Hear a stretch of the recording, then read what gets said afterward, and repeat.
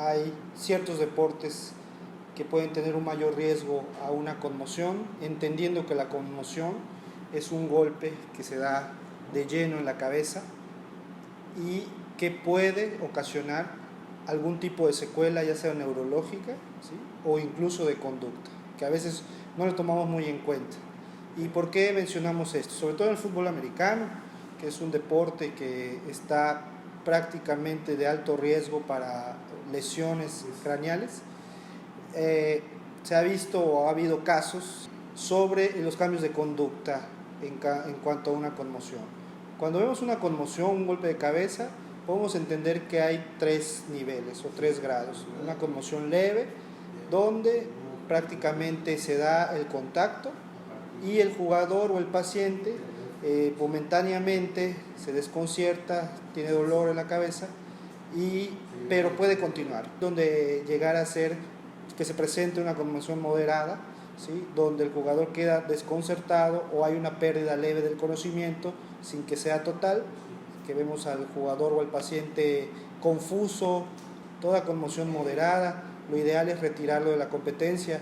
Y obviamente la conmoción grave está totalmente pierde el conocimiento el jugador o el deportista, y esta es de urgencia. Y obviamente, dependiendo de esto, siempre lo vamos a enviar a una unidad hospitalaria para hacerle de primera instancia los estudios correspondientes para poder evaluar el grado de lesión.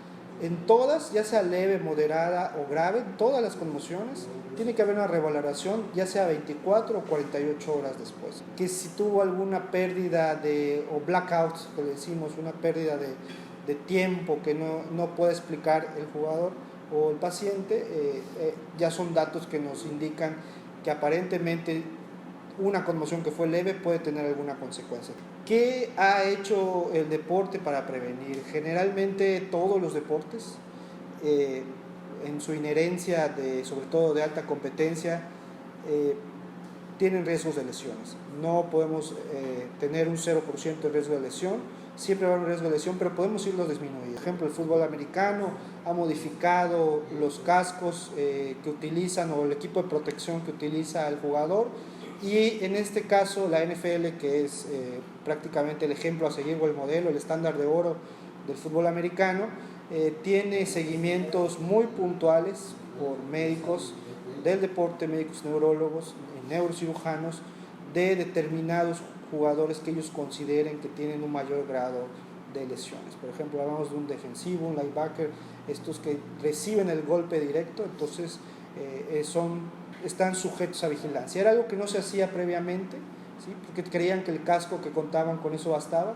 pero el mismo casco puede servir también como un instrumento que no tanto amortigua el golpe, sino que lo transmita y sea mucho mayor. ¿Qué podemos hacer ya nosotros, los padres de familia, como prevención? Primero que nada es conocer, ¿sí?, saber que el deporte siempre va a tener un grado de riesgo para una lesión, pero este grado lo podemos ir disminuyendo con la educación al mismo jugador. Tenemos que educar a este niño, a este joven que quiere ser un profesionista, en ser responsable con su salud e indicar en cualquier momento todo dato que él considera normal. Esos dolores de cabeza a veces leves, golpes que ellos consideran, los tendría que decir. O sea, hay que educar al mismo jugador que está en formación a que reporte lo que pasó durante su entrenamiento, su competición, para que se pueda tener una detección oportuna del caso.